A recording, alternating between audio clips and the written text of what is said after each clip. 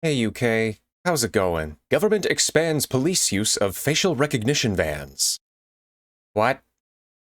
I want some positive news today. I want to announce positive news. So we're gonna attempt to find any kernel of positive news right now. I do know of one at the very least, but there's a bit of news that I want to go over that's kind of a touching base over the last 2 weeks of what's pretty much been happening over in the UK and every other country in the world, especially the US and the internet. So with my last 2 videos over the news, I've pretty much talked about everything from the collective shout and payment processor issues with pulling adult games from Steam and itchio, but how that could potentially lead to all mature games being targeted, and everything with the UK Online Child Safety Act law that is trying to be passed, which just gives a backdoor to giving the government your biometric data through ID verification, and all of this garbage that is going to regulate the internet entirely and prevent everybody from being able to have any kind of anonymity. So today I'm going to try and find some good news to end this trilogy of news articles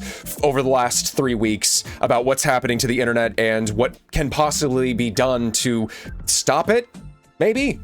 But anyways, BBC, government expands police use of facial recognition vans. That's cool. Yeah, so they're going to be using live facial recognition in public spaces. You're not safe in the UK. I don't really need to read this. You can make your own assumptions. It's not great. UK police commissioner threatens to extradite jail US citizens over online posts. We'll come after you. Well, this is older news. This is back from August last year. Memes are banned. You can never do memes. You can't laugh at the face of tyranny. Ha ha ha. Here it is. Here's an update from Pirate.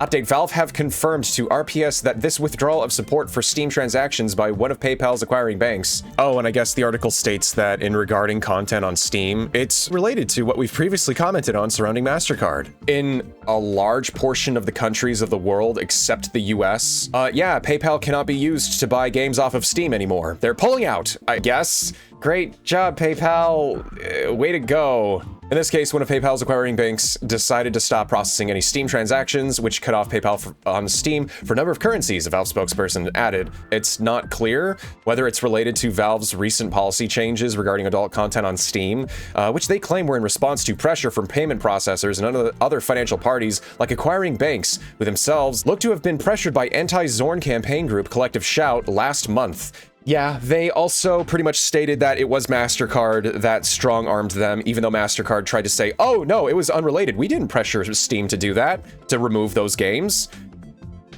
Valve came out and said, yeah, it was kind of them. Oh yeah, hey, Wikipedia. How you doing, Wikipedia? Wikipedia loses UK Safety Act challenge, fears user ID verification requirements to look at this encyclopedia website.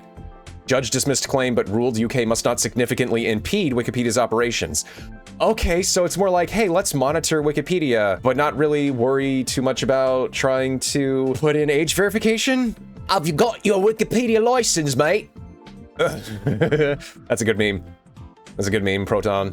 Yesterday, the age verification across the entirety of YouTube went out, finally. So if the AI detects that you might be a child, you're gonna have to give them your ID verification. Biometric data, of course. Can't wait to watch one video about Sonic the Hedgehog and for YouTube to private my entire channel because it thinks I'm a child. Yep, that's pretty much what I was guessing. Well, so it begins. Great. Sure hope it doesn't hit my channel, folks. I don't even know what I'm gonna do if it does. Oh, also, Reddit will block the Internet Archive. Cool. More censorship of websites. I like the Internet Archive. The company says that AI companies have scraped data from the Wayback Machine, so it's going to limit what the Wayback Machine can access. Oh, okay. Cool. Oh yeah, in the UK as well. To comply with UK law, you must be 18 or older to view or purchase products with adult content. To verify your age, please contact our support team. This is Resident Evil 8, Resident Evil Village. This is just a mature game. It doesn't necessarily have adult content. It doesn't have Zorn. I thought this was to block Zorn. How am I supposed to play Kino now? Oh, also Xbox is going to be compliant, and it's going to add in age verification for Xbox. This will probably hit Sony. This might hit Nintendo as well. You're gonna have to put in your credit card information. Well, you already have to do that for certain purchases, I believe. You're gonna have to have a credit card on file. But yeah, here you're probably gonna have to do ID verification. Have fun! What the frick? Yeah, yep. Spotify, yeah. I'm assuming this is... Oh, this is Portugal. Oh. Yeah, it's not just the UK, it's all of the EU. That's limiting everybody. Okay, cool. I don't see any good news right now. Breaking news, forced ID verification through AI is already hurting multiple accounts on TikTok. Oh. In a few days, YouTube will have similar system. Well, it's already out now. Yeah, so it's hitting TikTok, guys. Probably don't want to use TikTok anymore. I don't know. Depends. I mean, you do you. It's your choice. Well, here's some good news. Nintendo has announced a pricing change for some hardware starting August 3rd. This is old news, but wait, pricing change. Switch OLED, Switch 1, Switch Lite, Switch accessories, Switch 2 accessories, select Amiibo and Alarmo. Yeah, so I saw the prices. The Switch one is like $30 more now. So it's like $330, $340 or something. Yeah. Cool. This is not good news. Switch 2 cart manufacturer Marconix revealed that they will be using MLC NAND and 3D NAND to produce cartridges depending on capacity requirements. This implies we might see sizes other than 64 gigs in the future. About 2 weeks ago, there was a survey. It released a survey asking for feedback on physical and digital games. This is definitely a chance to make your voice heard about the Switch 2 game keycards. The whole thing about the Switch game keycard thing is where it's basically just a piece of plastic that acts as your key that connects to the internet when you put it in your system, and you have to connect it to the internet in order to download your game. For the first time that you put it in, if you don't have internet, you're screwed. When the game cartridges can hold up to 64 gigs, why would you make it a game key card for 11 gigs? It's because it's the cost. It's the cost to buy a 64 gig card to be able to put a game on there. So a lot of developers were like, let's put Bravely Default 2 on a game key card. And it's like, I'm not buying that. So I think Nintendo is going to, oh, hey, wait, they also totally took the survey offline immediately. I think they got a flood of people coming in and being like, hey, we don't like game key cards. So they're probably going to create more sizes of their game cartridges so more developers can actually put their games on it and not have to pay more money just for the software space. So there you go. That's some good news, at least. More good news. Stop Killing Games is a massive success. It's not finished, really, but it is in a fantastic spot compared to 2 months ago. But they ended up having almost 1.5 million signatures. Congratulations, Stop Killing Games movement. You're awesome. I'm gonna go over to Accursed Farms video. I did not make this. I'm just pulling this up. You can check this out on Accursed Farms Stop Killing Games wrap up. He released this on August 4th. Yeah, so this was part of what the initiative did. So for all of what they did, a lot of these were successful launches. The results are still ongoing in these parts of the EU. The only unsuccessful launch was in Brazil. I think there just wasn't enough information for them. And it was denied in the US and Canada, of course. Well, you know, it is what it is, I guess. But the EU, yeah. So they'll see what they can do about games preservation. What the Stop Killing Games initiative is, it's basically games preservation. It creates a sunset plan for games that connect to the internet to play them. So single player games or games that have a multiplayer mode. Potentially, it opens up the dialogue to have a plan to still be able to play games, probably like peer-to-peer or maybe even peer-hosted servers, maybe, to still be able to play multiplayer aspects of games. That's pretty much what it is. Look it up, Accursed Farms on YouTube. Go. Link in description. More countries are supporting the initiative as well. Polish Ministry of Digital Affairs discusses Stop Killing Games initiative. After discussion, they decided to support the initiative. Yeah, it's not just Poland, it's other places as well, but these are one of the latest additions to the support for Stop Killing Games. So a lot of these places will help with preserving games and probably in turn combating some censorship as well. So that's some good news. And there's also a massive amount of backlash for the age verification stuff off of YouTube. People in the US are demanding YouTube shut down its new AI system that tracks what you watch. If the AI thinks you're under 18, content will be restricted unless you provide ID. So I'm gonna say 95% of the people are against this. Adults can make their own decisions, and parents need to parent their children on what they watch and what they surf into. I will continue to say that until the day I die. Be responsible. Do what you have to do. Do the right thing. This is what I actually wanted to talk about. This happened about a week ago now. The president gave an executive order which could end MasterCard and Visa gaming censorship, titled Guaranteeing Fair Banking for All Americans, aimed at curbing what the administration describes as politicized or unlawful debanking. This order prohibits federal banking regulators from allowing financial institutions to deny services based on customers' political or religious beliefs or their involvement in lawful business activities. Its broad language has sparked excitement in the gaming community, where payment processors like MasterCard and Visa have long been accused of content censorship by pressuring platforms to restrict or delist adult-oriented or controversial games. Early analyses and community reactions suggest it might, by stripping away justifications like reputational risk that processors have used to impose moral or ideological restrictions on legal content. Specifically calls for the removal of reputational risk and similar concepts from regulatory guidance, arguing these have been weaponized to discriminate against certain industries or viewpoints. This isn't just for gaming, this is for everybody that does have kind of like a hot take that might be a little too hot, where they're like, oh, you're gonna be shadow banned or whatever. It's like, oh, I was just trying to point out something that was happening that could potentially harm other people. And I want to make sure that it's known so that way people don't repeat mistakes, or people can push against certain things. You know. The order defines unlawful debanking as restricting access to financial services, including payment processing, for reasons tied to politics, religion, or lawful businesses. This is going to try and probably walk back what just happened about 3 weeks ago with payment processors pulling all those games from Steam and itchio. Pretty much what Collective Shout caused them to do. MasterCard and Visa have recently faced accusations of censorship in the gaming industry as dominant payment networks handling the majority of global transactions.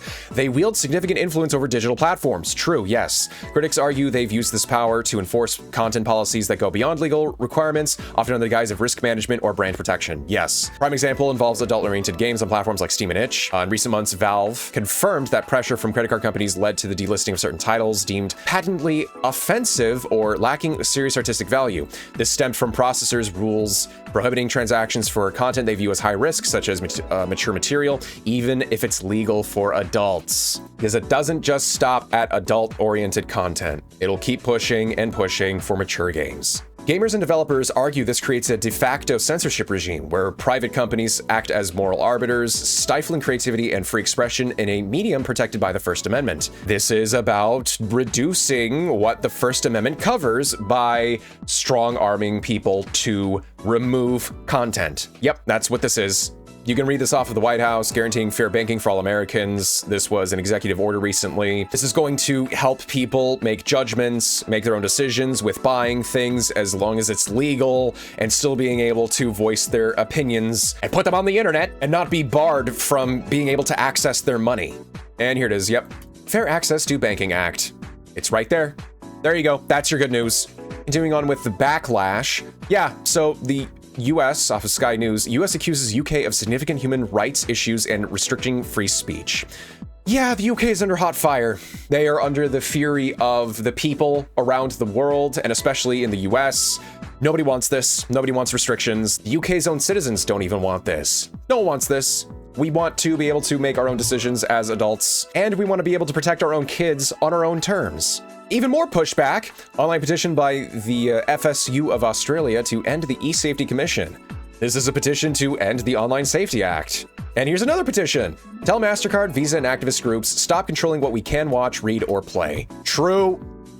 Yep, you can find this on here. And yet another petition! This is a petition to call an immediate general election. There's almost 1 million signatures. Can you believe that? They only needed 100,000 for Parliament to consider. Wait, the government responded. This government was elected on a mandate of change at the July 2024 general election. Our full focus is on fixing the foundations, rebuilding Britain, and restoring public confidence in government. Oh, they don't care. They denied it. They're not going to have a general election. Oh, that sucks. That's not good news. Let's move on. So the unfortunate thing with this act is it only encompasses the US. It doesn't say anything about any other country in the world. My heart goes out to you guys. I hope that you guys can also change what could possibly happen in your own governments about the internet. And so I'm going to end on this. There's an episode of The Simpsons where Marge tries to get a violent cartoon pulled from the airwaves, only to discover that the people backing her aren't going to stop at just the art that she doesn't like, and that supporting artistic freedom means accepting discomfort. It aired in 1990. Simpsons did it. The Simpsons already did it. They literally already did it. So I wanted to show that there is actually light at the end of this tunnel. It is through the unification of people's voices and the constant contacting of your government to say that you do not like these changes, that you refuse to accept these changes. Here's the thing, if my channel is flagged and I have to give my ID, I don't even know what I'm gonna do. I'm trying to just start out on things. I'm trying to do this stuff, you know? And if I get hit, I don't know. I don't want my face to be out there. I don't want to give my ID. I don't want to give my photo ID. The message is this: don't lose hope. Band together. We can beat this. We can free the internet from what can possibly happen to it. This is happening, but the backlash is so massive, and there is going to be a lawsuit waiting to happen. I tell you what, okay? It is going to be a class action lawsuit. I keep saying this. All it would take, and I don't want this to happen to anybody, all it will take is a data breach. A lot of people's information gets out. All the people that, you know, put out their information, because all of these websites, all of these game producers or developers and other media outlets want your ID for, you know, to be able to consume our entertainment. You have to give us your photo ID, your biometric data, your credit card. All it would take is a data breach, and the most harshest, most massive class action lawsuit will make every single government rethink their whole plans on this. I don't want that to happen. I don't want anybody's information to get out there. Anonymity is extremely important on the internet. You guys have to make your own decisions. The government can give us tools, but we need to be able to use those tools, not them. They should not limit us. That's all I need to say. That's what it is. Hope. Have hope. Anyways, this is ZeroEchoZenith signing off. Take care, everybody. I will see you all next time. Oh, and I totally forgot to mention, there's also the Clippy movement. It's people on social media sites switching their profile icons to Clippy to stand in solidarity against the Online Safety Act and the YouTube and other website age ID verification stuff. So we already are taking a stand together. Cool. Okay, bye.